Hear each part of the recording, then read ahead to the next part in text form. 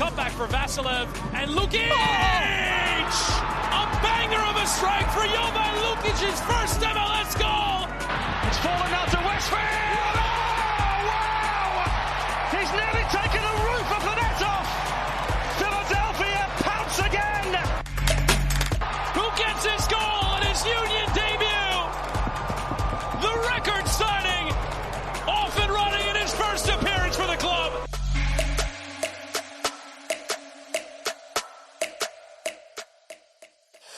Hello and welcome to the Free Kick Podcast. My name is Todd.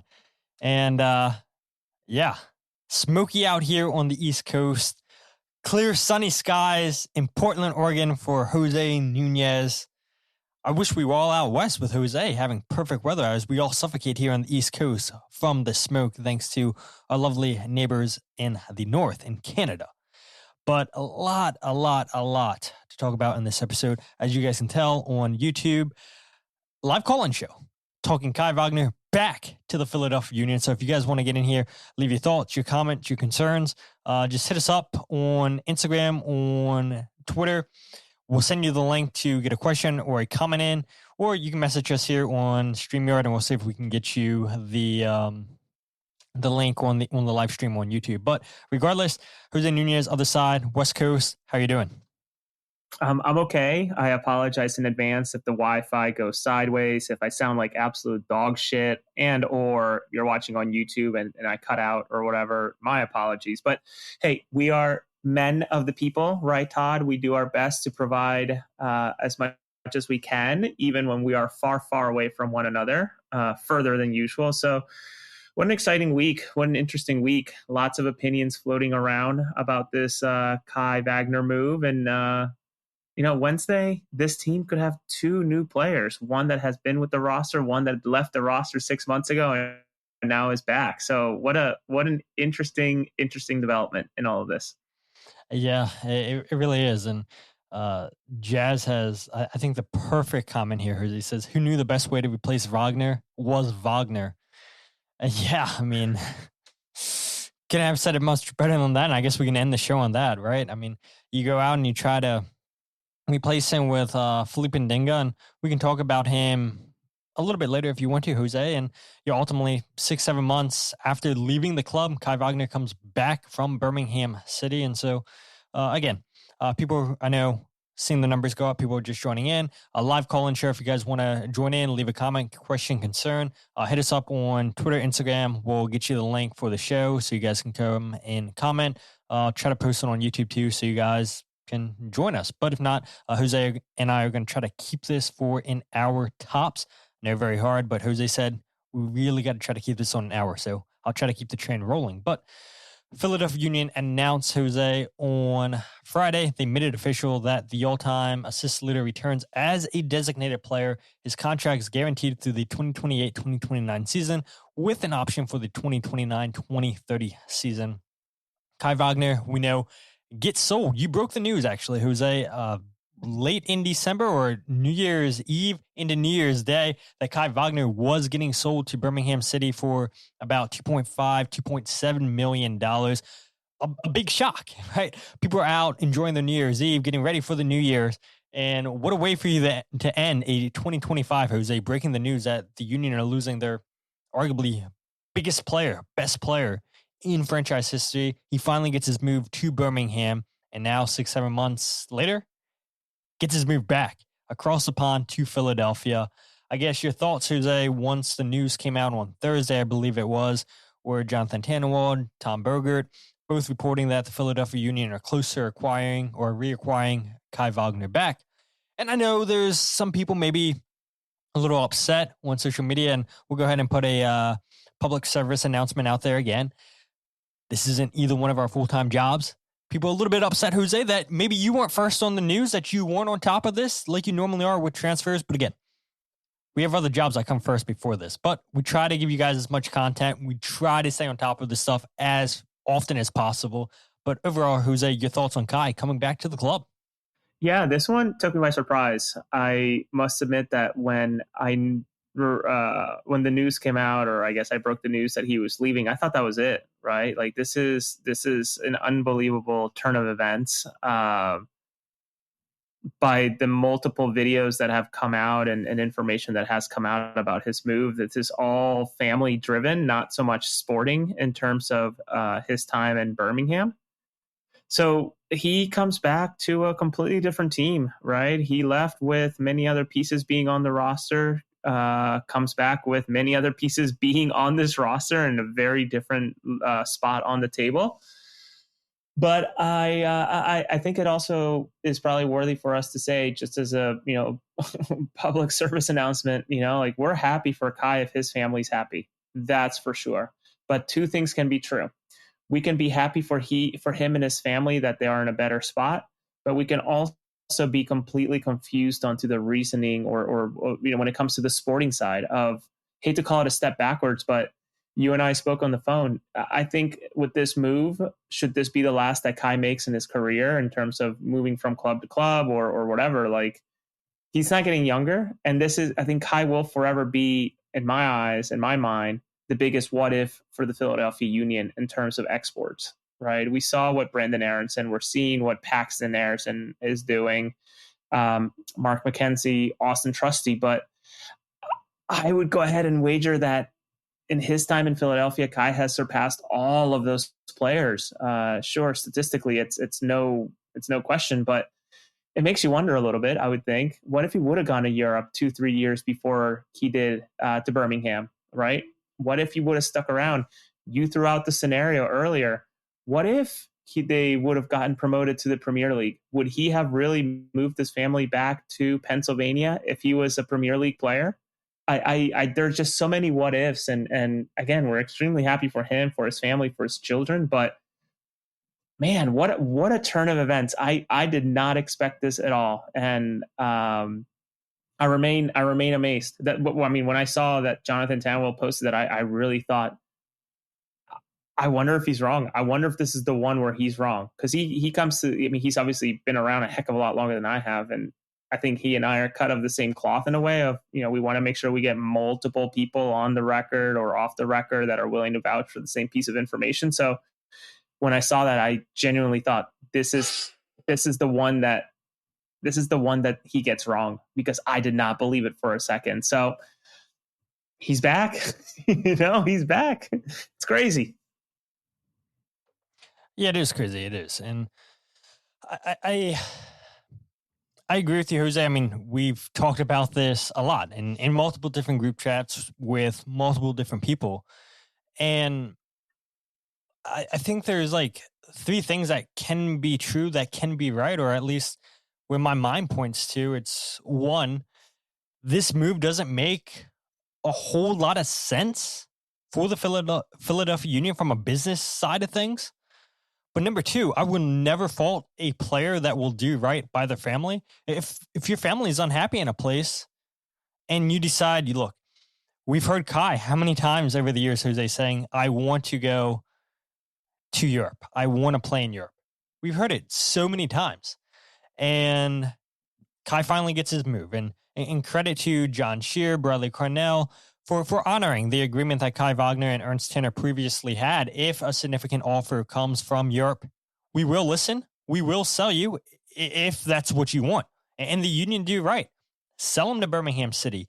Yeah, it may not be the Premier League like we've heard him having links in the past. Yeah, it may not be in the Bundesliga or La Liga.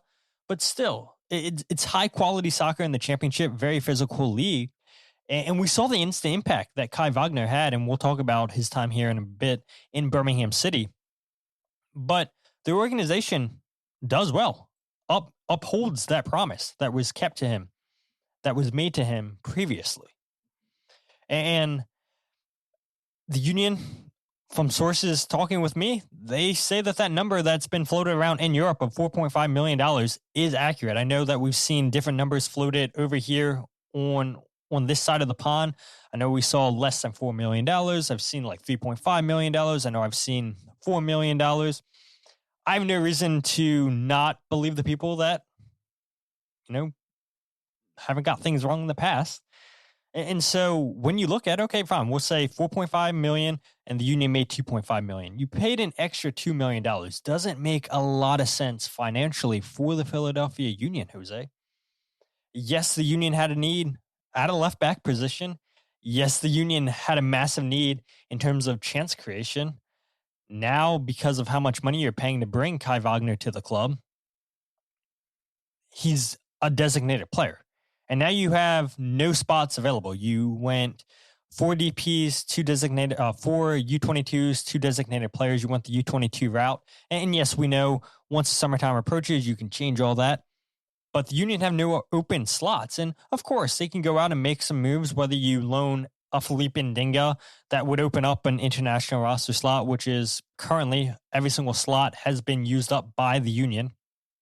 You could go and loan Ndinga and get a U22 slot back, get an international roster slot back. That's a possibility. We know the links with Makanya being linked to teams in Belgium, with the Rangers over in Scotland being linked to Makanya. You and I had said, Jose, prior to the World Cup, we expect Makanya to be sold this window. We expect Stanley Jean-Jacques to be sold this window. Makanya, Jon Scheer told us, away, personal reasons. No update when he will return, but the club and Makanya are in constant communication.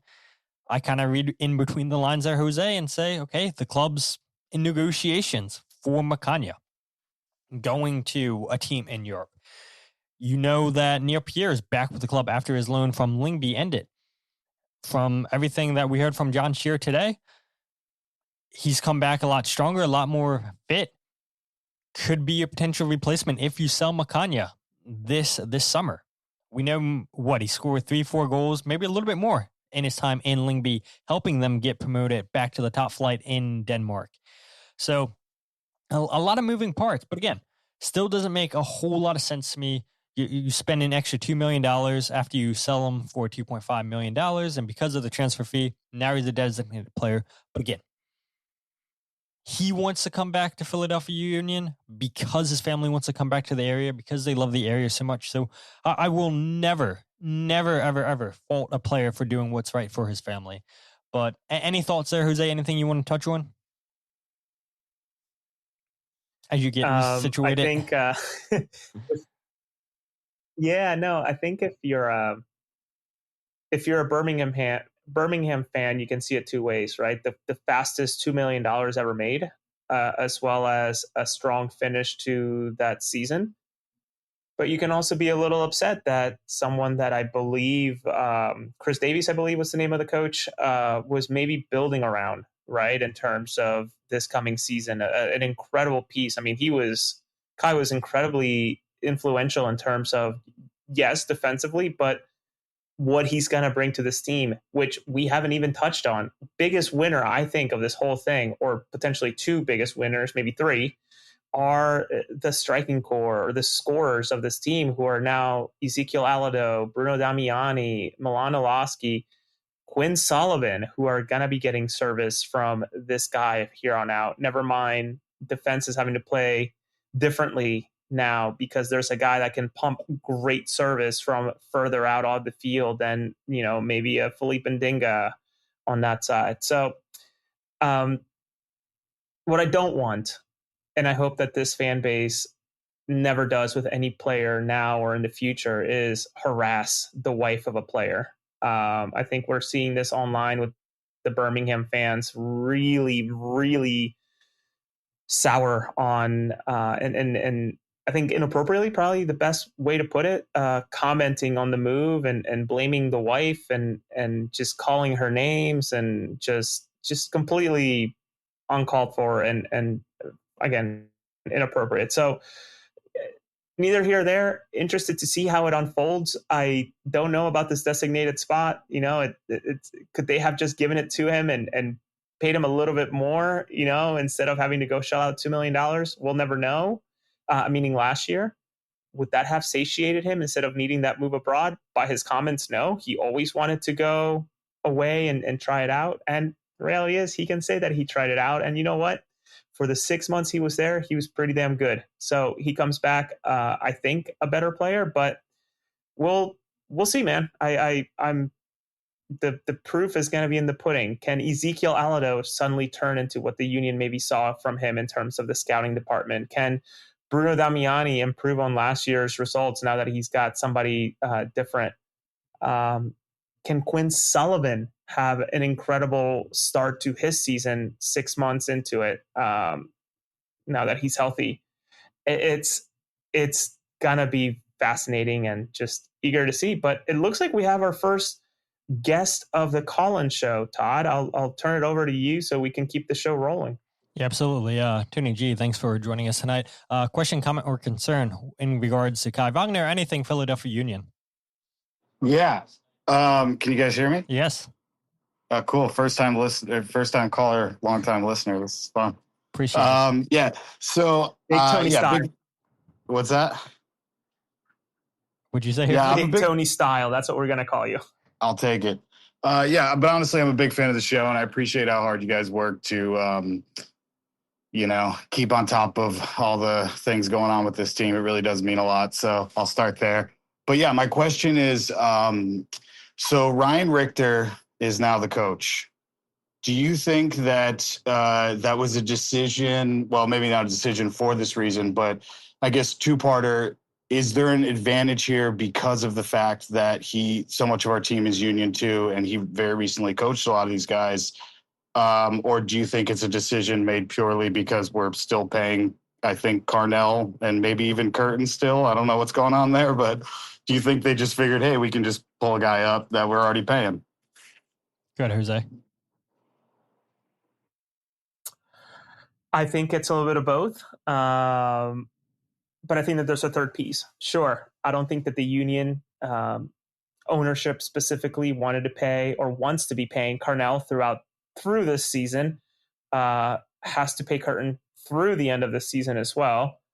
But I think the third piece that's important is that the parallels between Ryan Richter and Jim Curtin are just so strong in terms of a guy who has been within the system, has coached at the youth level, has had success at the youth level with the Union, never mind being a hometown guy as well. So I think that there's something to that, but I would be lying if I said that there isn't a connection with the not wanting to pay a third coach at the same time, right? A much more expensive salary. On the other side of things, I don't know that there's much to the Union 2 angle, to be completely honest with you, because I think Ryan, yes, he knows some of those guys, knows Neil Pierre well, he knows all of these guys, period, from being within the youth system. So is there something? Yeah, maybe, but I don't know that I would put much more weight on it other than saying a little bit. I think it falls more on the similarities with Jim Curtin as well as the not wanting to pay a third guy. But what about you, Todd? Yeah, I echo what you're saying.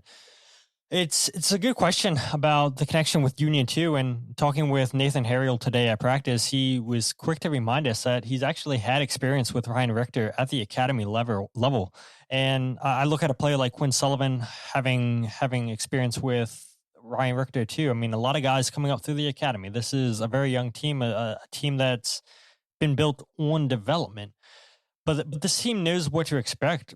A lot of them, Bedoya, Blake, obviously Kai Wagner coming back, knowing what to expect under Ryan Richter, how he led the charge. Because from my understanding, during practices when Ryan Richter was the assistant manager, Jim Curtin kind of took a step back and Ryan Richter was leading those practices. And so I think a lot of these guys are going to be familiar with Ryan Richter, how he wants to play.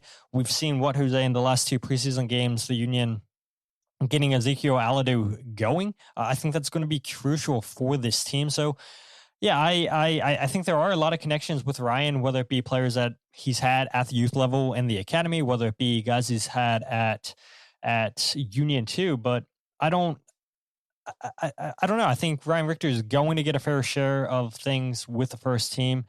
I don't necessarily think that the team didn't want to go out there and spend on a third coach.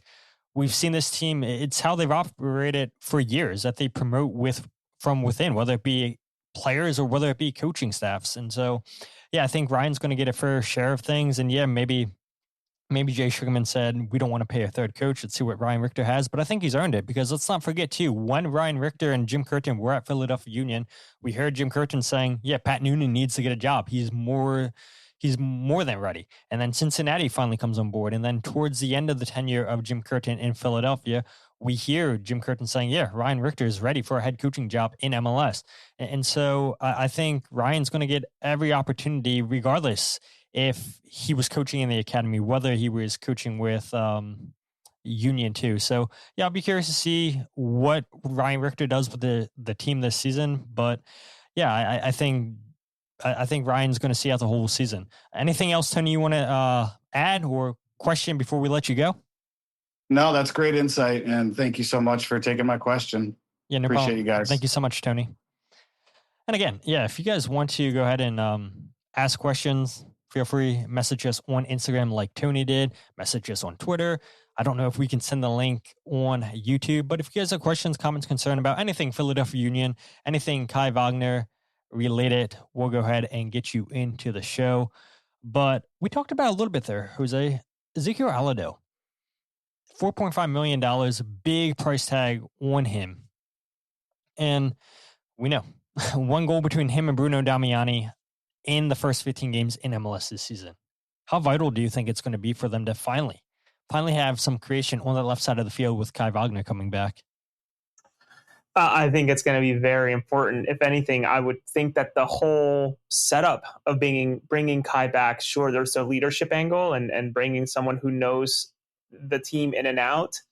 I think more than ever, Jon Scheer speaking and doing, matching what he says with what he's doing in terms of, to a T, bringing a player who brings less uncertainty to a squad. Like Kai could not be any more of that, right? He's the perfect example of a player that you know inside and out, what he can bring you, what he can't do, what he can do.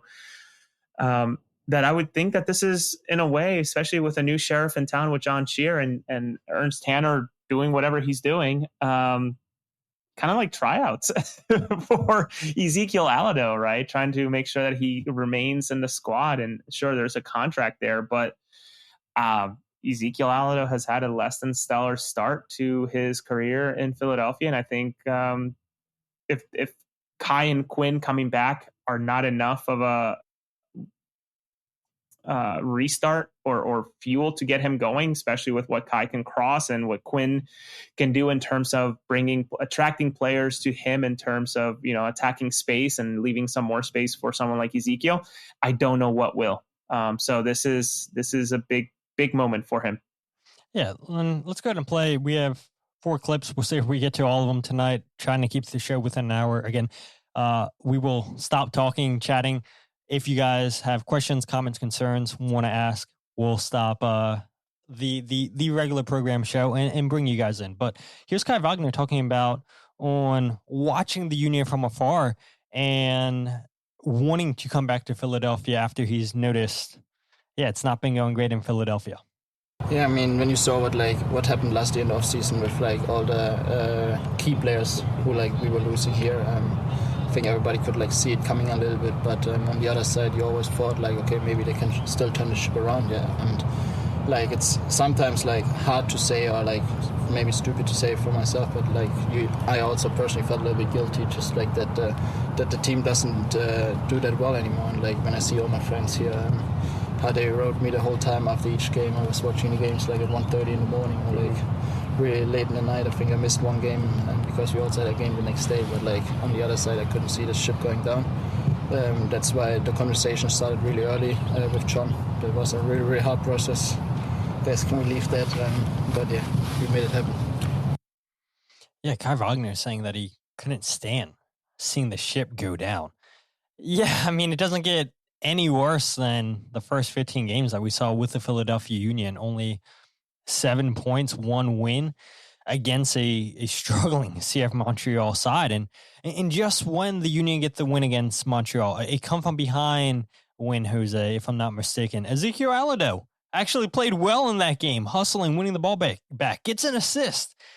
or a secondary assist. I forget. It's been so long ago, right? I feel like this break that we've had, it's only been a month since we last saw MLS, but I feel like, Jose, 12 months have passed since we last had MLS action. But yeah, I mean, I respect it. Kai Wagner is still paying attention, and people that follow him on social media aren't surprised because he would post videos or pictures of him watching games late at night, and the dedication to him. Like, I respect that, Jose. It's a player that you and I had on the show sometime in January. I forget when it was, just talking about his time in Philadelphia. Forever grateful for Kai giving us that opportunity to speak with. And I saw some people asking, are you guys going to get Kai back on the show? Would probably be difficult if I'm being honest, right? I mean, the whole reason why we were able to get Kai on the podcast in the first place was he was no longer a Philadelphia Union player. And for us to keep a good relationship with the Philadelphia Union PR staff, any player requests, we have to go through the PR department. Because if we go out and DM a player and try to entertain any of that nonsense, it might not be so well for us. So I don't know. Maybe Kai comes back on the podcast eventually, but yeah, that's why it worked out so well. I had a couple of people message me, Jose, on Instagram asking, "Oh, Kai's coming back on the show tonight?" No, Kai is not coming back on the show tonight. Not trying to ruin that relationship with the PR staff, but yeah, watching the Philadelphia Union struggle as bad as they have, and you and I are close to this, Jose, and we have our finger on the pulse and our opinions why things haven't went as well as they have. But here's a player from afar in Kai Wagner watching the likes of a Jacob Glesnes, a Ty Baribo, Mikel Uwa, all leave with him in the winter transfer window, whether it be sales or whether it be because Mikel Uwa, in his instance, his contract was out and he goes to Michelin in Denmark, wanted to go back home. And Kai Wagner is saying, Jose, yeah, I feel a little bit guilty.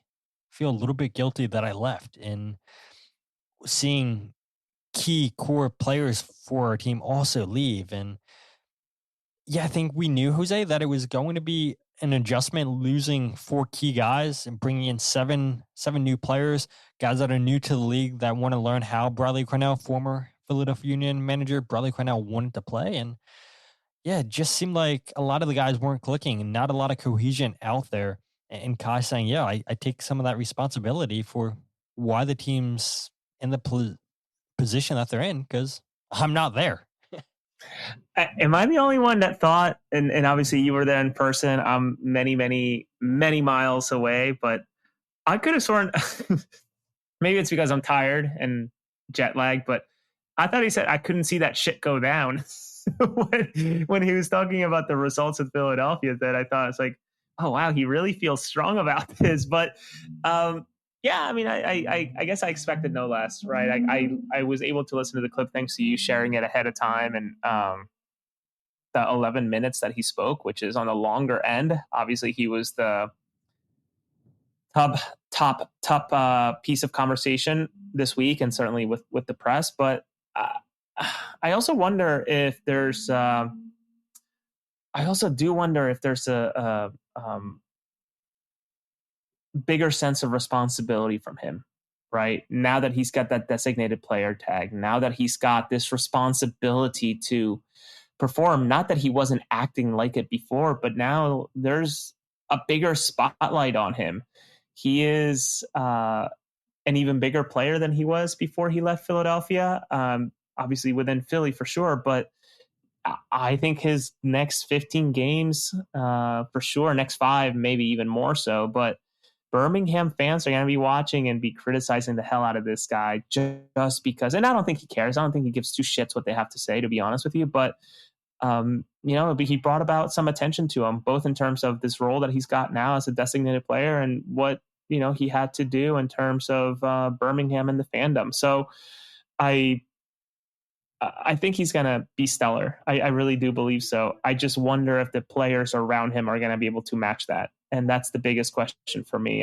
He's the least of an unknown now, but can he be enough to turn some of these players? That's probably the bigger question. Yeah, I agree. And there obviously needs to be more work done. And I don't know if I posed this question to you, Jose, or if it was somebody else, but paying $4.5 million to bring Kai Wagner back. I wonder how much that hurts the Union's transfer plans the rest of the summer. Talking with Jon Scheer today, I mean, it sounded like the Union are going to continue to make some more moves, and we'll probably touch on that a little bit later, especially what Jon Scheer was talking about, what they were looking for, about there being less uncertainty. I know you wanted to talk about that, Jose, so we'll play that clip at the end. But this is what Jon Scheer had to say on bringing Kai Wagner back to the Philadelphia Union, why it made sense. Ultimately, hopefully the emotional kind of side aligns with trying to sign good players that are a good fit for what we need. So, but this made a lot of sense for us in terms of our roster composition, in terms of what we need from the left back position, also from the leadership perspective, in terms of driving the environment. You could tell already in this first session back, everybody's on their toes in a bigger way because there's another person that's been there, that's done it, that knows what it takes to win. So, but ultimately, it made a lot of sense for our roster, and that was the most important part. And so he says, yeah, makes a lot of sense for the roster, and I think it did. I mean, they clearly needed a left back, Jose. Spending $4.5 million after you sold him for $2.5, having a net loss of $2 million. Again, business side of things, the way my brain works, doesn't make a lot of sense. And I do wonder, Jose, does that take a significant amount of the transfer budget? Because don't forget, Jon Scheer did say it was going to be a big summer for the Philadelphia Union. It needed to be a big summer for the Philadelphia Union in terms of moving players out, bringing players in. How much more do the Union have to spend? Yeah, we know they have a lot of GAM, about I was just looking at the number. What is it? 4.3 million. Right? Yeah, exactly. 4.4 because they get the extra 100,000 from Sporting Kansas City. So they do for sure have GAM to spend. Do they look all within MLS now going forward? Again, we'll touch on that a little bit later, Jose, but that's kind of where my mind goes on that side of things. Anything else you want to touch on with Kai Wagner coming back to Philadelphia Union, Jose, before we talk about his time in Birmingham City? Because, yeah, he wasn't there for not even a year. But I do think it is key for us to talk about his time in Birmingham City because he was a crucial player for them in the second half of the season. I don't have much to say. I'm excited to see the guy in person whenever we get an opportunity for press, etc. We obviously were he was kind enough. I don't know if fortunate's the right term. I want to be mindful of not sounding like a fanboy, but we were fortunate enough to have him for an extended period of time on the record, and we certainly spoke for a while behind the screen when we interviewed him. And reality is, like, how long was that, Todd? Like an hour 15 conversation with him, maybe or so. I can't remember. Like yeah, it was a long convo. That's for sure. And it could have gone a hell of a lot longer because he just wanted to make sure the fan base felt good about his move, and he wanted to make sure that people truly understood what it was all about. And I think he's done a lot of that or is trying to do a lot of that for the Birmingham fans. So I'm excited to see the guy and see what he does. I personally don't have crazy high hopes for the second half of the season. I think the best scenario is this team stabilizes and maybe sneaks into the playoffs. I think a massive victory would be for them to somehow climb into sixth spot somehow into the Eastern Conference, but that seems like a tall task.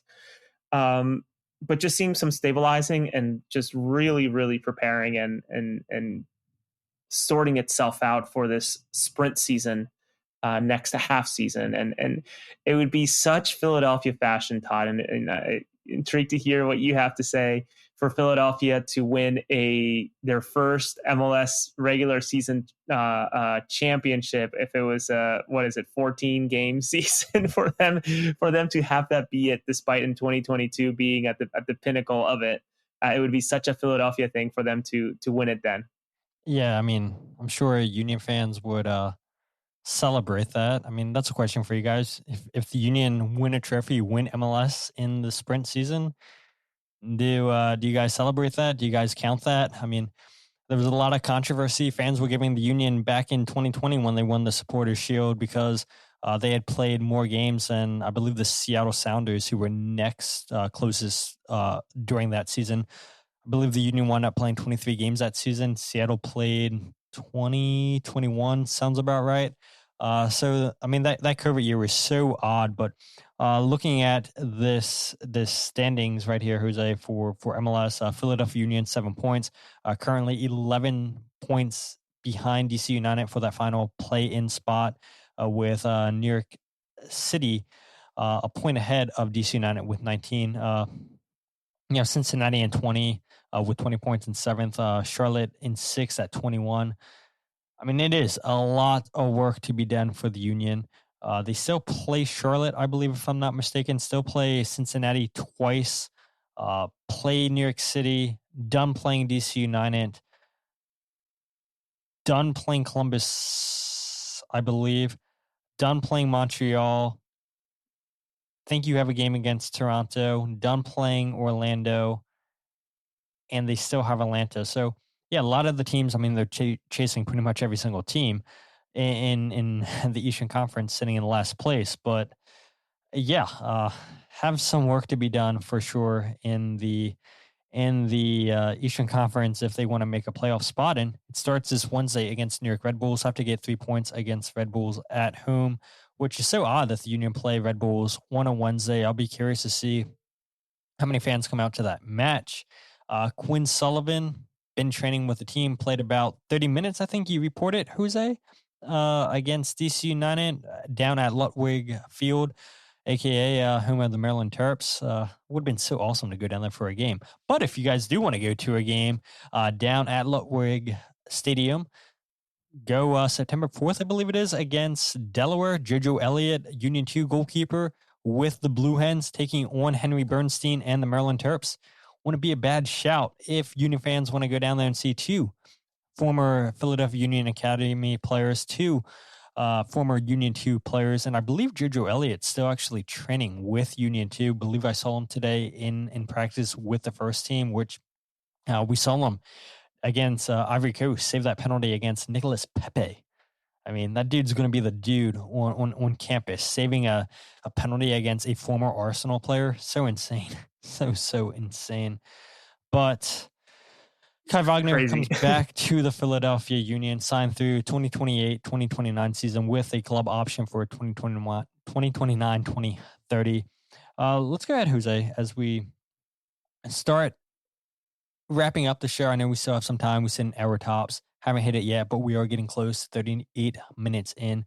Kai Wagner, only 18 matches across all competitions for Birmingham City in the championship and the FA Cup. 1 goal, 3 assists, and just over 1,600 minutes played. And I believe it was his very first game, Jose. He gets an assist, and Union fans were watching that game like crazy. I mean, seeing the amount of fans that were posting, I'm getting up super early to watch this game. And Kai starts that match, and wouldn't you know, Kai Wagner gets an assist. And Birmingham, I forget the run that they went on. I probably should have looked it up, but it felt like, Jose, they were winning pretty much every single game the first couple of weeks that Kai was in Birmingham. Then they go to the FA Cup, and Kai scores a goal in that game, I believe just above the top of the box. Great left-footed strike, and we've seen him score goals like that with the Philadelphia Union in the past. And then they go back into the championship, and they start winning more games. And then Kai gets injured, and as soon as he gets injured, they start losing games. And as soon as he's back into the lineup, they start winning again, ultimately finishing in 10th place.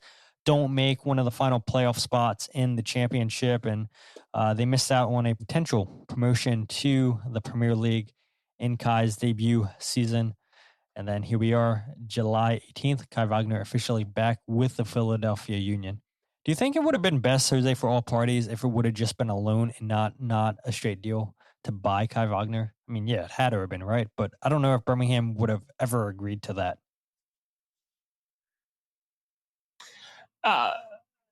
We'll never know, right? But more than anything, it's an incredible incredible piece of business. Granted, they got to go out and search, but incredible piece of business by Birmingham to have gotten an improved end of the season last year and make $2 million on a player that goes back to his very same club. So they genuinely got paid for a loan of 6 months, 7 months. It's unbelievable. I continue to show how shocked I am, but I truly am shocked that this guy's back and happy for him, but just continue to be shocked. And they were so high on him too. That's the crazy thing. And I guess I understand some of the confusion, and maybe anger behind the fandom over in Birmingham, but he was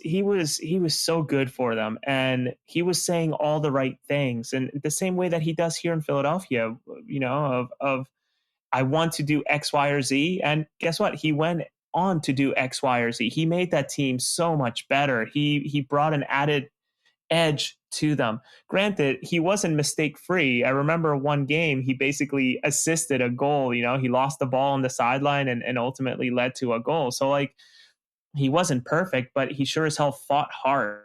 And I think that's really what Birmingham fans were looking from that squad, especially in the championship, where I think I could be completely wrong. He looked familiar, but I think they just signed another loan with a 22-year-old kid who's going to be their goalkeeper, who was their goalkeeper last year. So this is a team in the championship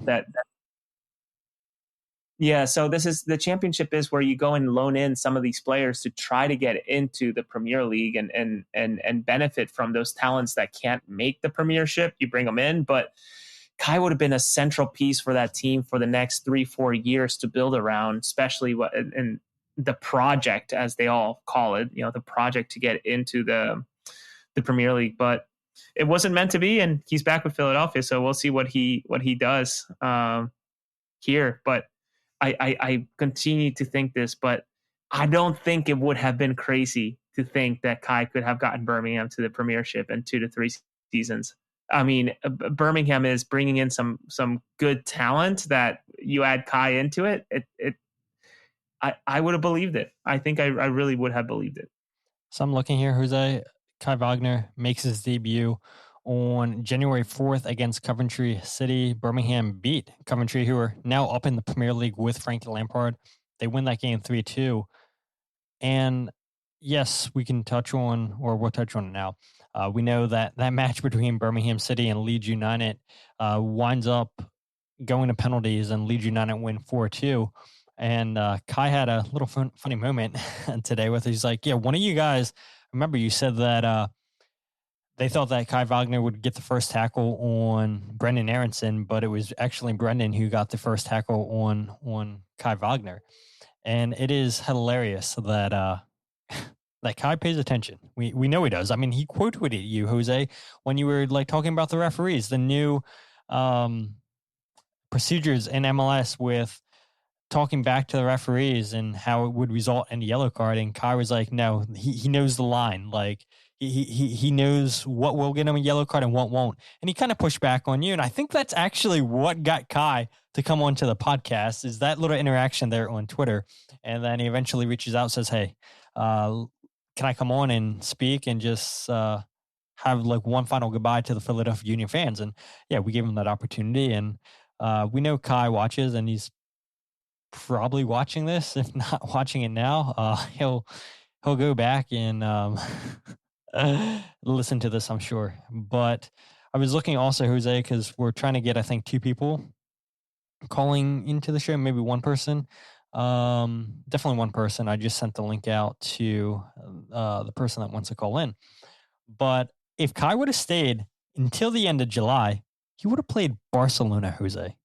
Barcelona in a friendly.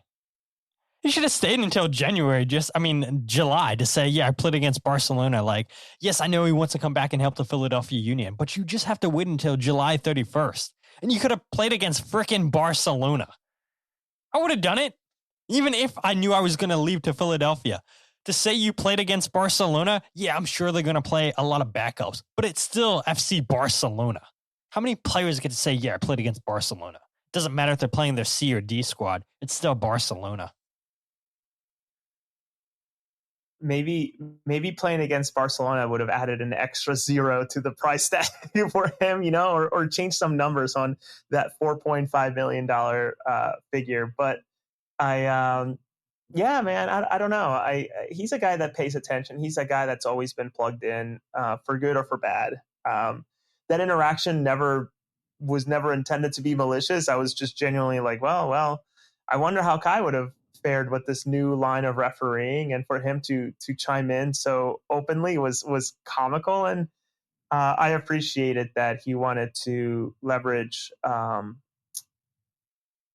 platform, the platform, to connect with the people that mean the most to him, the fans, and I wonder if there's a hibachi party this weekend over by his neighborhood. Maybe his garage will be hosting another hibachi party. Welcome him back. There better be.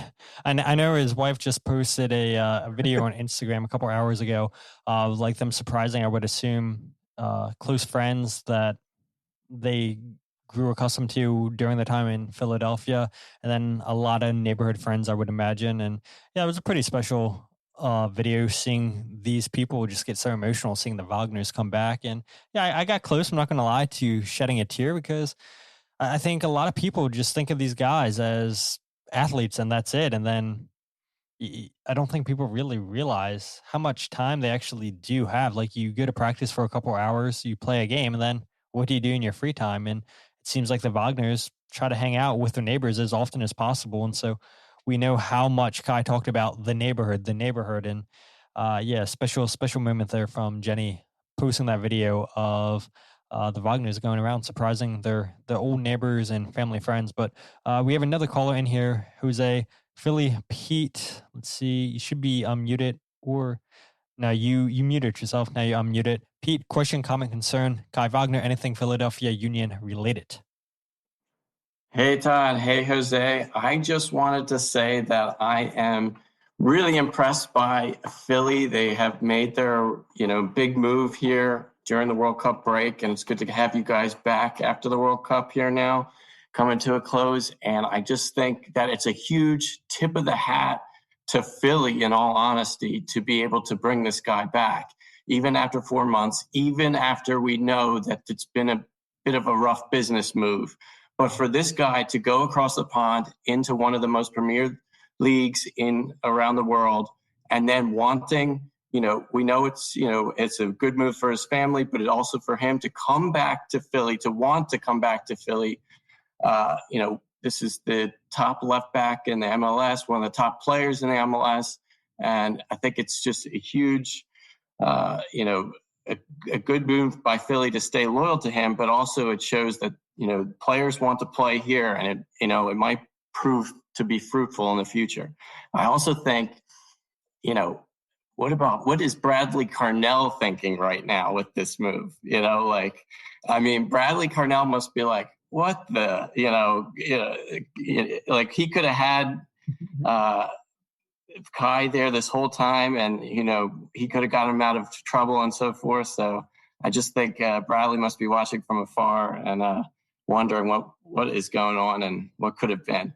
But excited for rivalry week ahead. And, I'm really hyped for Kai's return on Wednesday. And I don't know, Jose, I saw him, Quinn playing on this past week, but don't know if Quinn's playing in the New York Red Bulls game on Wednesday, if you guys have any insight there too. Yeah, I'll go ahead and take the last bit if you want, Jose. From what I heard, I expect to see Quinn Sullivan in that game to either start or come off the bench, to be determined. I would imagine coming off the bench, but yeah, from what I've been told, fully expect Quinn Sullivan on Wednesday against New York Red Bulls, or Red Bull New York is what they're going by now. Got to get that official. Red Bull New York, not New York Red Bull. But, wouldn't that be a sight to see? Both Sullivan brothers and Kai Wagner out there. If you can't score with three players that are creating a ton of chances, or at least theoretically should create chances, yeah, maybe they should have got that deal done for Duncan McGuire before he went to Houston, Jose. Yes. I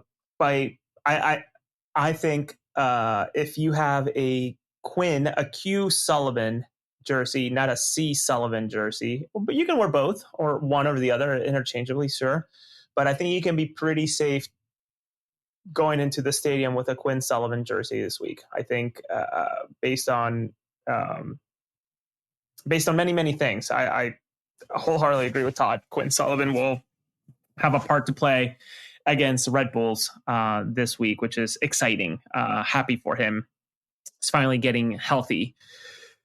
In terms of Bradley Carnell, man, you're right. What is he thinking? I think I had posed that question to you, Todd, right? Like, I wonder what Bradley thinks about this whole thing. I wonder what Bradley is how is he processing this? And reality is he probably doesn't care. He's probably on a beach in South Africa hanging out, right? Like he's not too concerned about this. I know that he cared for a lot of these players. And a lot of players cared for him, some more than others. I think we saw very public shows of affection for him and some others who just remained quiet once he was dismissed.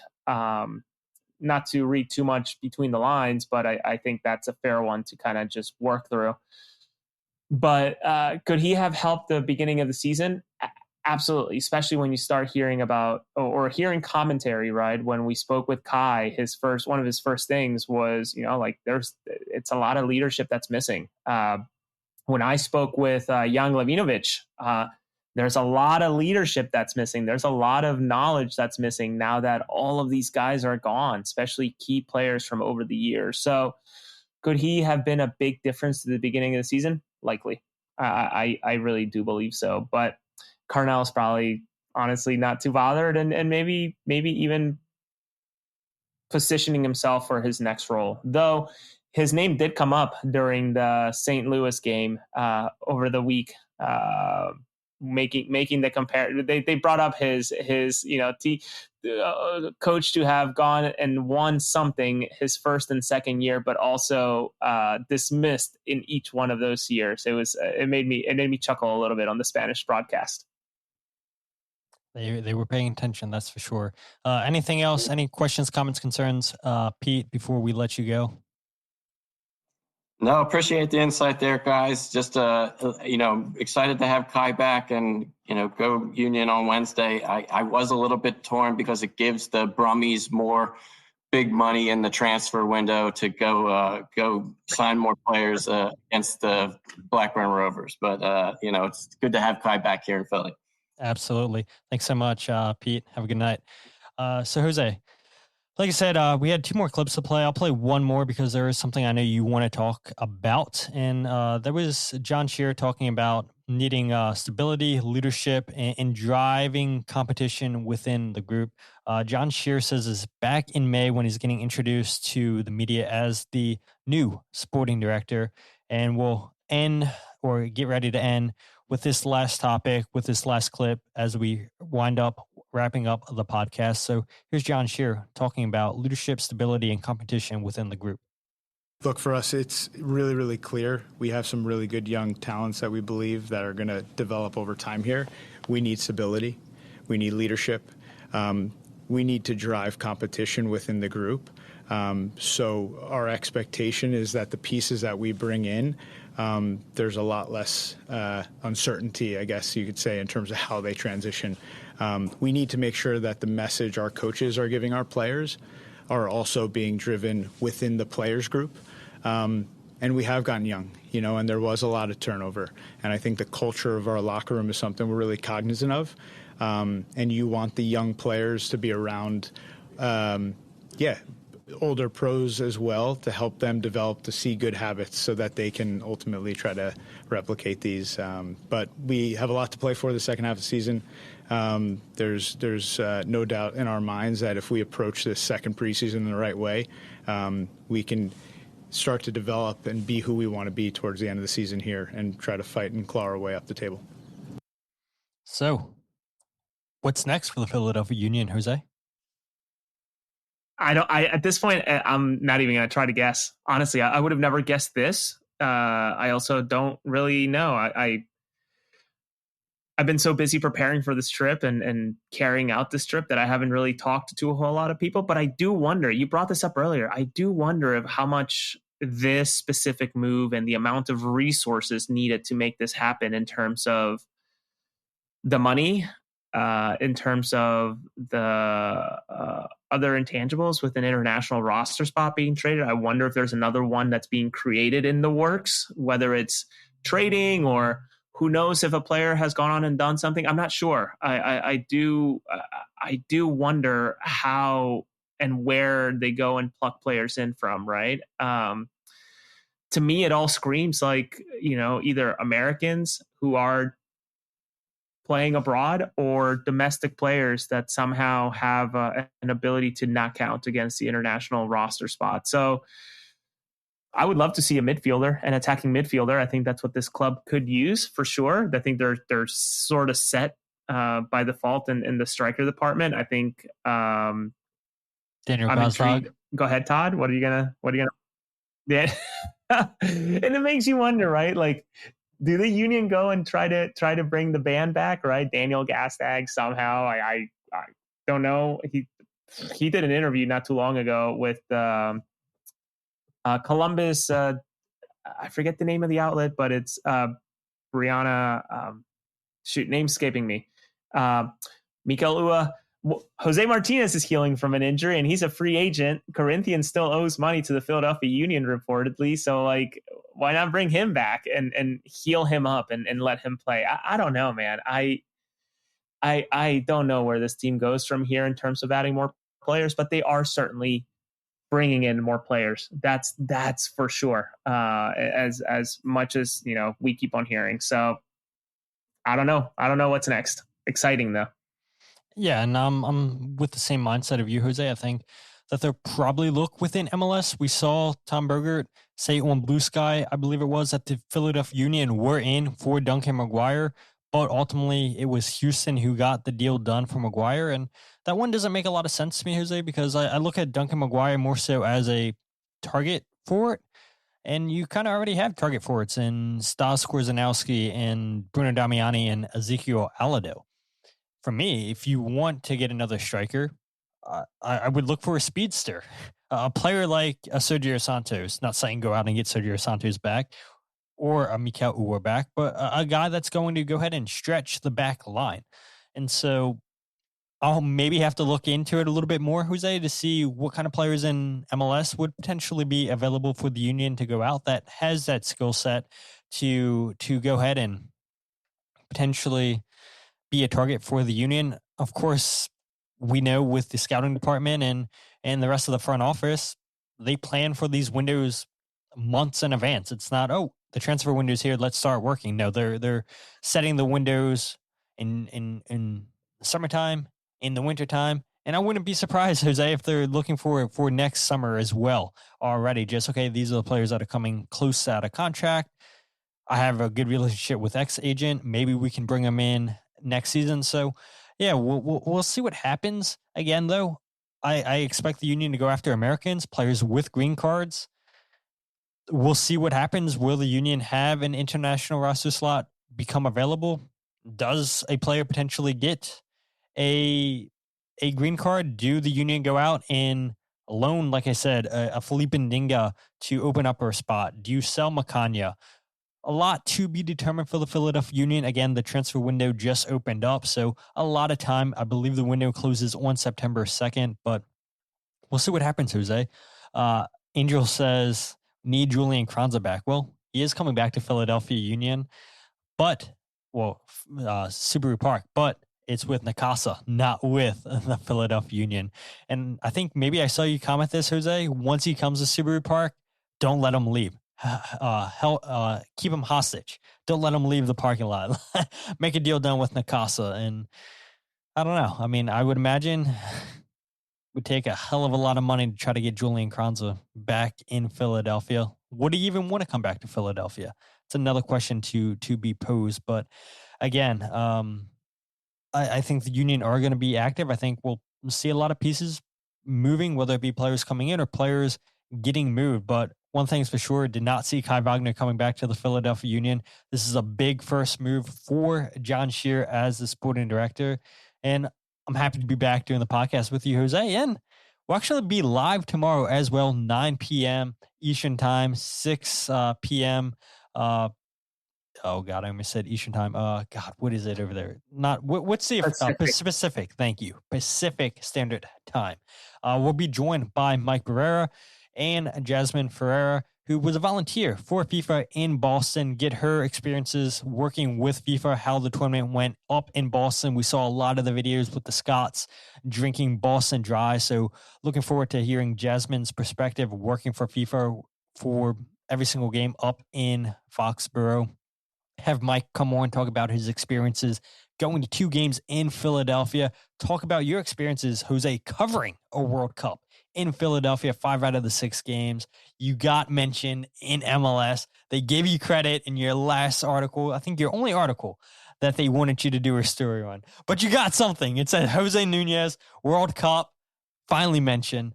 But looking forward to tomorrow's show. As I was looking forward to the show, finally being back, getting closer to our regular schedule, regular program. But Jose, thank you so much for taking time out of your evening, 3 hours behind us here on the East Coast, to give us your knowledge, your thoughts, and talk Kai Wagner back to Philadelphia. You are quite welcome. In terms of Carranza, shame that there are no more DP spots, because I don't think that he would come for any less considering what he's making over in Mexico. But no, this is fun, man. Like I won't be watching live. I have a work event on Wednesday, but I will be catching the replay afterwards out in San Francisco at that point. But it's exciting. I know the team is in a different spot than many expected, you and I included. But you can't say they're not trying something different in terms of bringing players in. It's just going to be it's just going to be trying things until it works, and maybe it's more of a positioning second half of the season. And please allow my colonizers, that of Spain, to win the World Cup tomorrow. Please allow my colonizers to win the World Cup tomorrow, please. Yeah, I'm hoping. Yeah, there we go. Chiming in. We need Spain to win. Anybody but Messi. That's kind of how it's went. Because can you guys?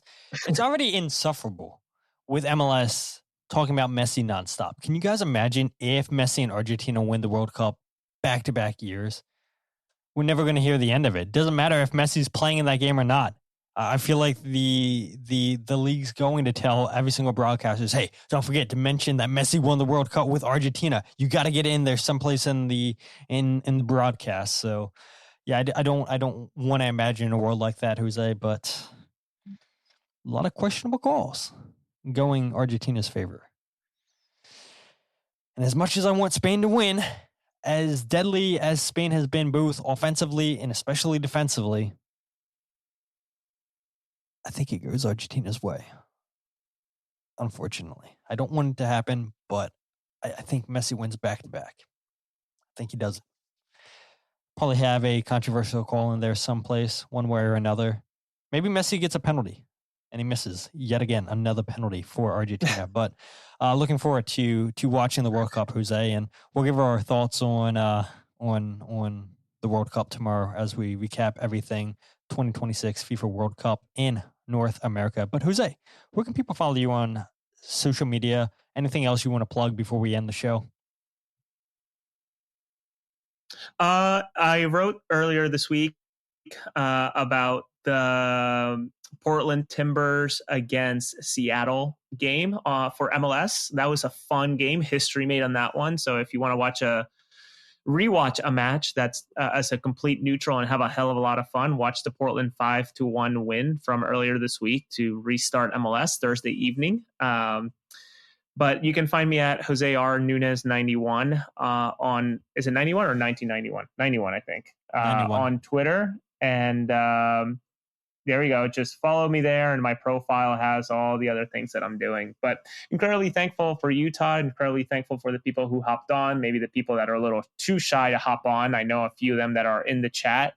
But excited to be back at it, man. Excited for MLS to be back in full swing.